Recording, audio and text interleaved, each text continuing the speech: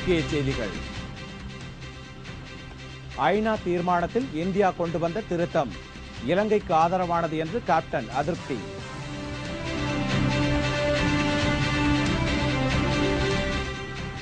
கூடங்குளம் பகுதியில் தொடர்ந்து பதட்ட நிலை. போராட்டக்காரர்களின் உண்ணாவிரதம் நீடிக்கிறது.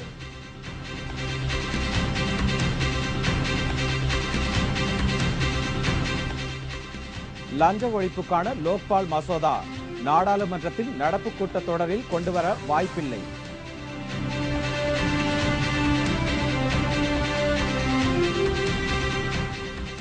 எடியூரப்பா டெல்லி பயணம் தோல்வி. பாஜக மேலிட முடிவிற்கு கட்டுப்படுவதாக அறிவிப்பு.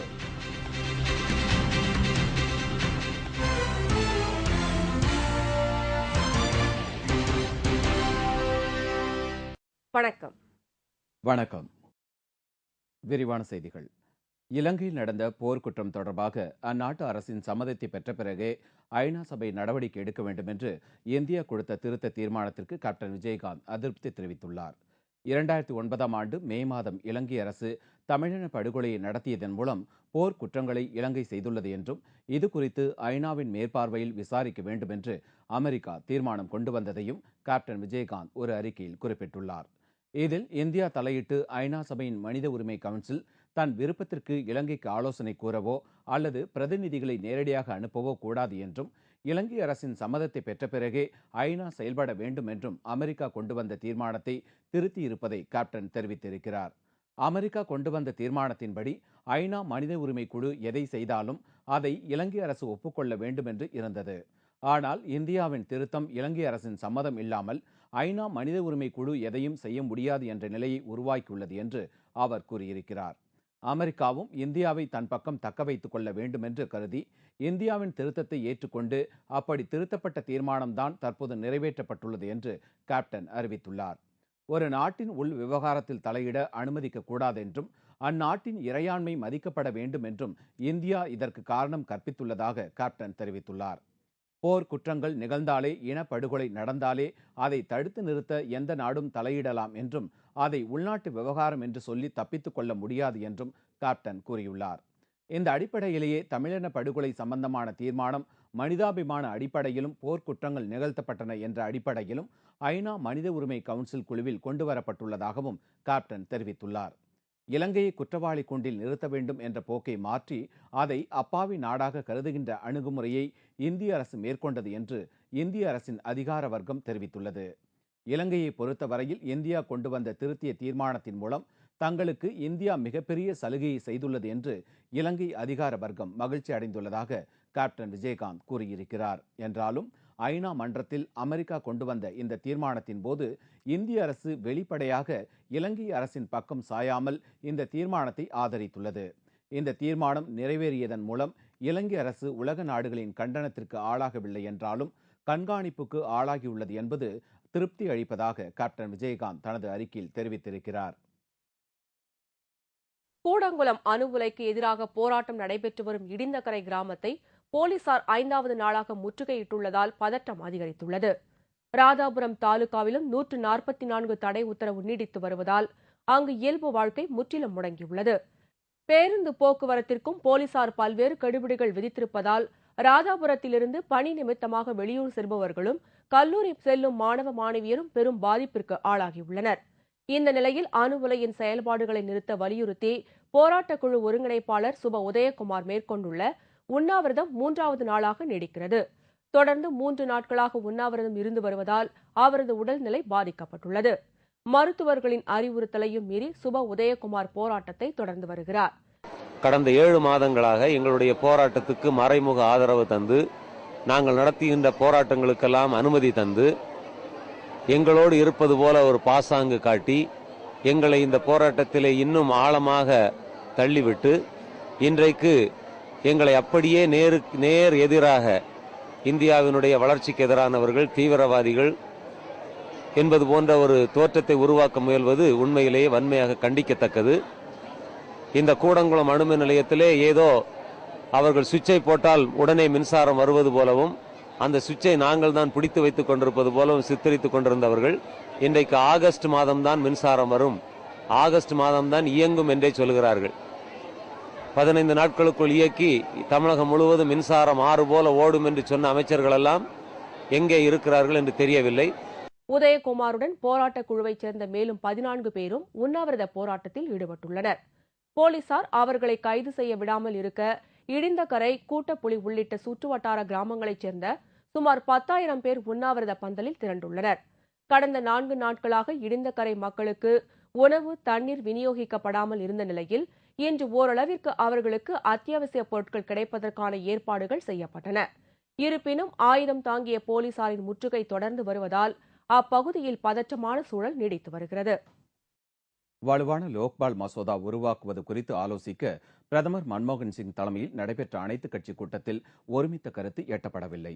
இதனிடையே நாளை மறுநாள் அண்ணா ஹசாரே உண்ணாவிரதம் இருக்கப் போவதாக அறிவித்துள்ளார்.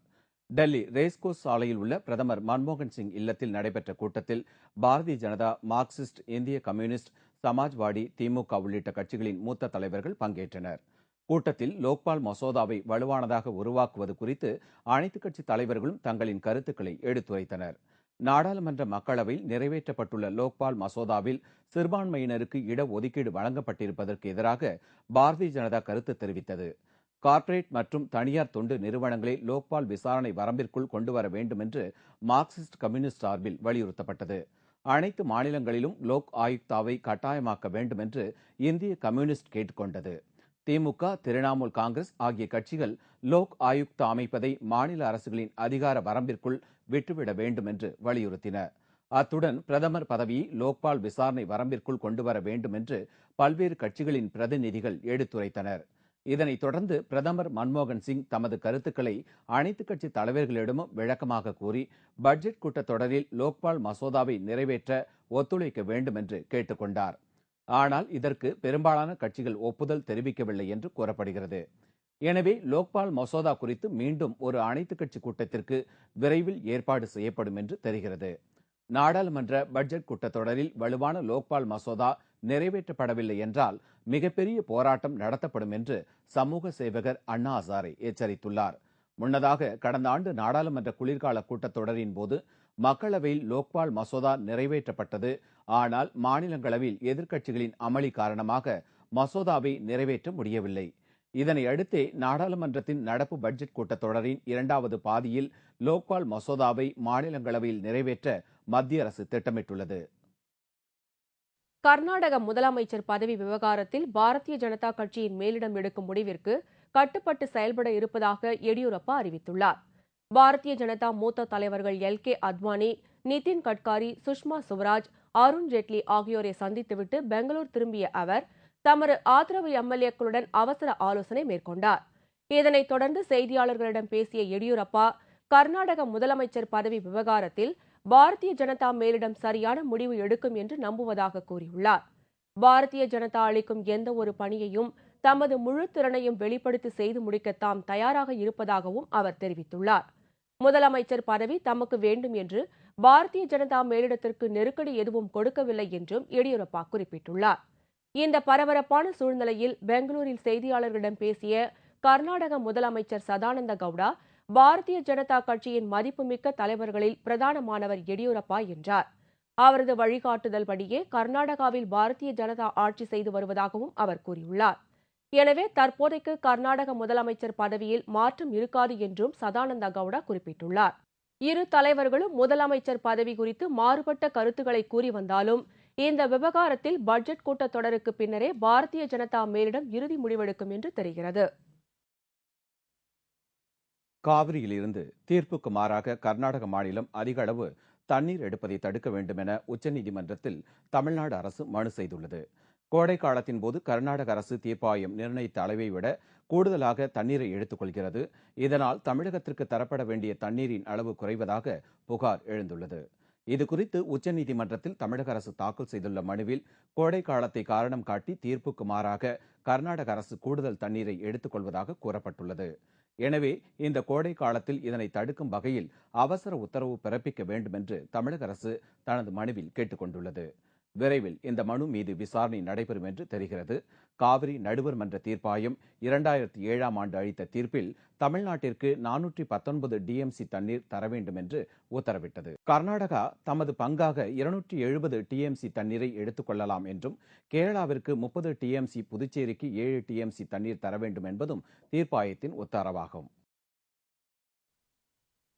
பாரதிய ஜனதா எம்எல்ஏக்கள் 2 பேர் ஆபாச படம் பார்த்ததாக எழுந்த புகாரை அடுத்து குஜராத் சட்டப்பேரவை கூட்டத்தில் எதிர்க்கட்சிகள் 2வது நாளாக அமளியில் ஈடுபட்டனர்.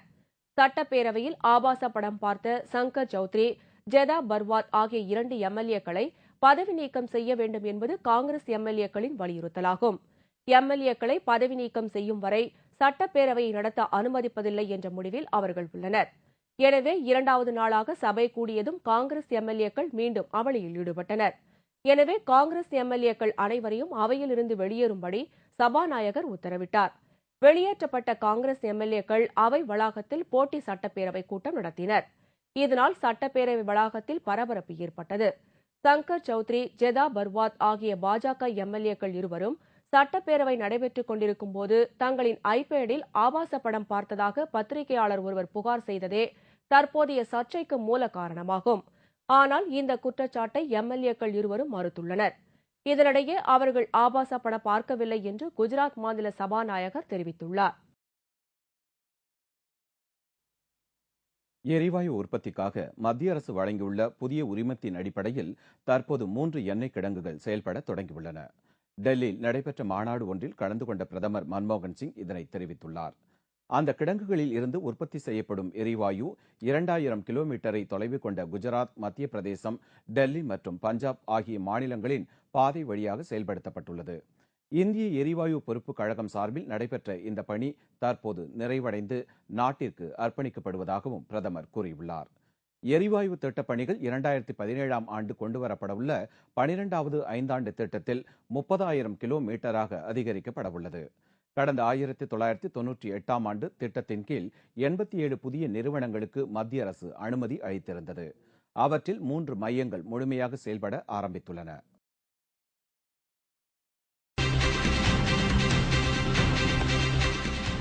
யுகாதி பண்டிகை கோலாகல கொண்டாட்டம், திருப்பதியில் சிறப்பு வழிபாடு.